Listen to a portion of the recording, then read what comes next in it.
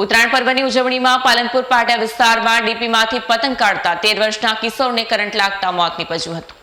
સુરતમાં ઉત્તરાયણ પર્વે અનેક લોકોએ પોતાના પ્રિયજનને ગુમાવવાનો વારો આવ્યો છે, ત્યારે સુરતના પાલનપુરમાં ડીપીમાંથી પતંગ કાઢતા 13 વર્ષના કિશોરને કરંટ લાગતા મોત થયું હતું।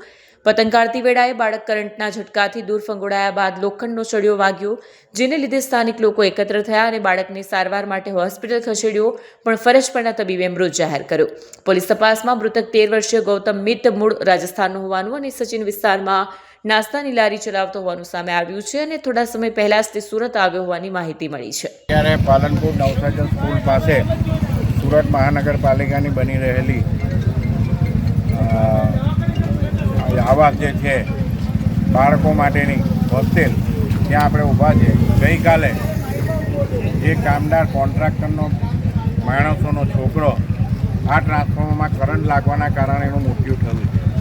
હવે અહીંયાના સ્થાનિક લોકોની એવી રજૂઆત છે કે આ જે ટ્રાન્સફોર્મર એને જ્યાં સુધી સેફટી આપવામાં નહીં આવે ત્યાં સુધી અમે આમાં લડત લડીશું અને સ્થાનિક રહેવાસીઓ અરજી પણ આપી છે જીઈબીને, અને જીઈબીના સાથે મારી વાત પણ થઈ છે અને સ્થળ પર આવીને આનો કોઈ પણ યોગ્ય નિકાલ લાવવાની ખાતરી પણ આપી છે।